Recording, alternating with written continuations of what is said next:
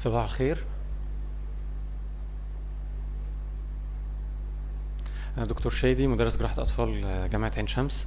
Today we are going to discuss some common surgical cases presented in the pediatric emergency room. First of all, the vomiting is one of the most common symptoms presented in the pediatric ER. Bilious vomiting, which is a very characteristic symptom from the surgical point of view, وده الcolor scale of the vomitus اللي هي بيبقى dark yellow or greenish in color, is considered surgical condition until proved otherwise. First of all, لما يجي لنا أي عيان عنده bilious vomiting and we are considering him as a surgical condition, in the initial management is proper resuscitation. Proper resuscitation in the form of insertion of nasogastric tube to prevent aspiration, administration of IV fluid, and if the patient is severely dehydrated, insertion of urinary caster, and then start to do laboratory investigations and searching for the cause.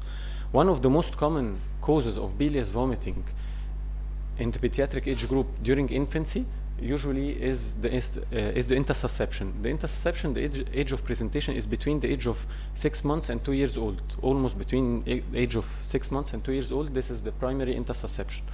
Usually presentation بتاعتها بتبقى triad of bilious vomiting, significant colics. Significant means colics every 10 to 15 minutes, and plus or minus passage of red current jelly stool. This triad means most probably a case of intussusception. Usually there is a history of gastroenteritis 1 week before presentation. جالنا عيان عنده triad, bilious vomiting, significant colics, red current jelly stool.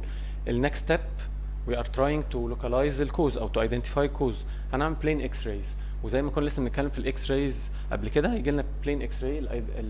how to interpret this x-ray عندنا في السوباين والاريكت بوزيشن. عندنا multiple dilated small bowel loops في السوباين position with absence of distal aeration، وفي الاريكت عندنا multiple air fluid levels و absence of distal aeration، والرايت سايدد كله ما فيهوش اي aeration بسبب الماس اللي هي الانترسبشن، الانترسبتم والانترسيبينت. الجولد ستاندرد diagnostic study في الانترسبشن is the ultrasound، والالتراساوند is characteristic بيجيب لنا what is called target sign في الالتراساوند. This is the target sign in the ultrasound. This is diagnostic imaging study for intussusception.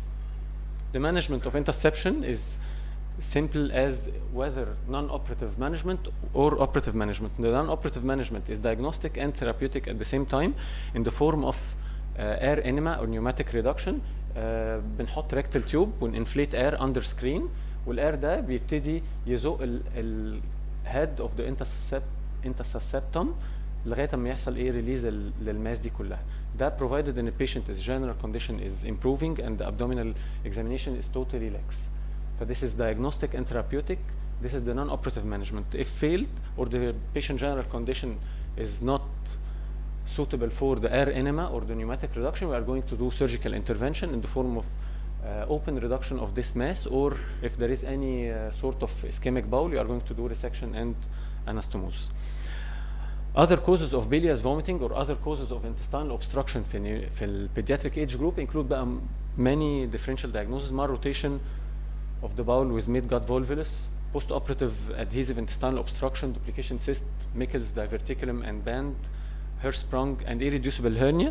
We are going just to discuss the irreducible inguinal hernia. This is a form of irreducible inguinal hernia, oblique inguinal hernia on the left side. Proper resuscitation management is simple as proper resuscitation if the patient is stable and the abdominal examination is lax, trial of manual reduction followed by herniotomy 24 hours later. And if the patient is unstable or there is any evidence of intestinal perforation, immediate surgical exploration طبعا بعد proper resuscitation. فالbilious vomiting is one of the most common presentation in the pediatric ER في pediatric age group. The second one of the other causes of presentation في pediatric ER, surgical causes في pediatric ER is acute abdomen. The acute abdomen causes بتاعته can be classified into medical or surgical causes simply as the acute appendicitis, acute non-specific mesenteric lymphadenitis, intestinal obstruction due to intussusception or Michel's diverticulum or irreducible inguinal hernia, adnexial lesions in female, and so on. How to diagnose acute appendicitis or how to suspect acute appendicitis in a pediatric age group. هيجي لنا patient عنده acute abdominal pain first of all generalized, and then it becomes localized to the right iliac fossa, associated with anorexia, with vomiting, and low-grade fever and tachycardia. By examination, there is tenderness and rebound tenderness on the right iliac fossa. So we are suspecting acute appendicitis. How to confirm the diagnosis? Actually, as we all know, that acute appendicitis is a clinical diagnosis, but investigations done usually to exclude other causes of abdominal pain. For example, في الفيميلز نعمل الالتراساوند to exclude any adnexal lesion or any complicated ovarian cyst or complicated ovarian lesions or torsion ovary and so on. Surgery is the treatment of choice after proper resuscitation antibiotics.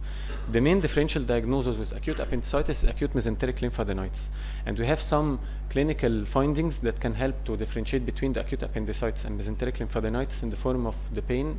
In acute appendicitis is usually continuous, in mesenteric lymphadenitis is intermittent. The point of maximum tenderness in acute appendicitis is at the McBurney's point in the right iliac fossa, while in the mesenteric lymphadenitis is elsewhere, and Rovsing sign and so spasm positive in acute appendicitis. However, sometimes the only way to differentiate between the acute appendicitis and mesenteric lymphadenitis is admission under observation at hospital with complete GIT rest and IV fluids, and reassessment after 6 to 12 hours based on the vital signs and clinical examination, and then we will proceed whether to surgical intervention or continue conservative management and discharge the patient home.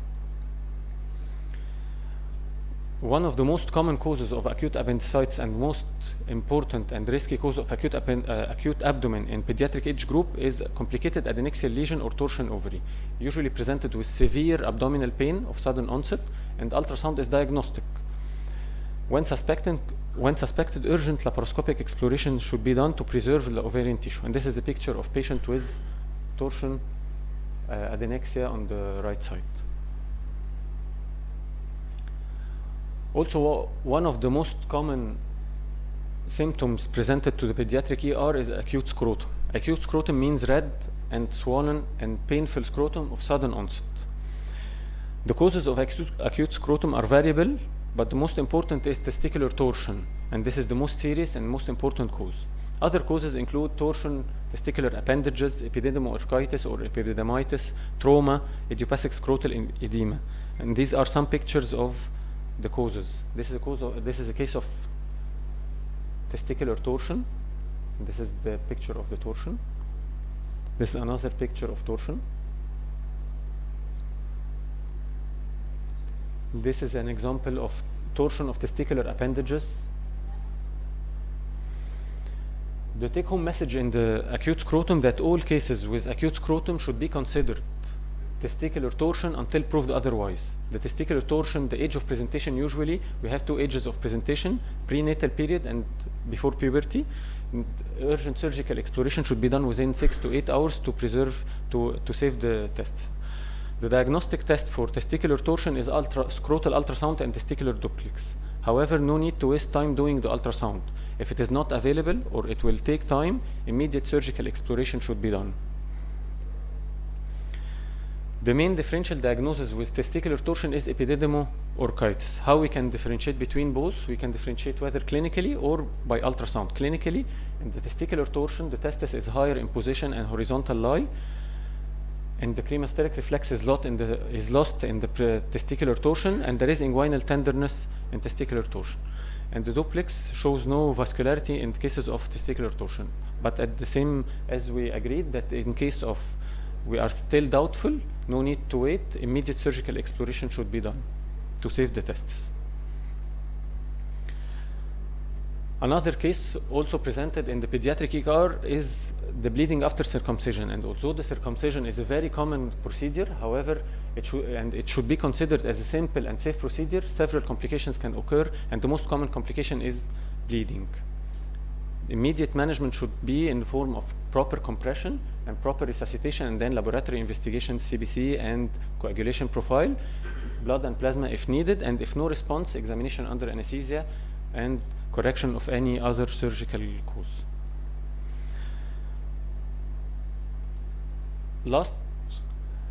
For the last cases presented in the pediatric ER are the patients presented with foreign body ingestion, as we discussed before with Dr. Muhammad. This is one of the most common conditions seen in the pediatric ER. Metallic foreign body can be easily diagnosed by plain X-rays, and the majority of the cases are asymptomatic and are managed conservatively. These are some examples of patients with ingestion of foreign body. This is a coin presented in the colon, transverse colon. This is also a coin in the presented in the transverse colon. This is a sharp object seen in the stomach, most probably, and this is multiple magnets seen adherent to each other. We have some warning signs and symptoms in patients with foreign body ingestion. If there is sudden onset of acute abdominal pain, if there is sudden onset of abdominal distension, vomiting or bleeding per rectum, these are alarming symptoms and signs, and we should take it seriously and proceed for maybe for the need of surgical intervention. And the high risk foreign body include usually the batteries, as we discussed, and the sharp object and magnets. If 2 or more magnets, most probably will need immediate surgical exploration to prevent any enteroenteric fistulas and any perforation of the bowel. Take home message: the bilious vomiting should be considered in all cases as surgical until proved otherwise. We should suspect intussusception when there are intermittent colics and bilious vomiting, with or without bleeding per rectum. Don't hurry for the diagnosis of acute appendicitis, and admission under observation could be helpful. Ultrasound is mandatory in cases of acute abdominal pain in females to exclude adnexial lesion. Acute scrotum is considered testicular torsion until proved otherwise, and if still doubtful about the diagnosis, proceed to surgical exploration and don't waste time waiting for the ultrasound. Remember the red flags concerning foreign body ingestion, the high risk object, and warning signs and symptoms. Thank you.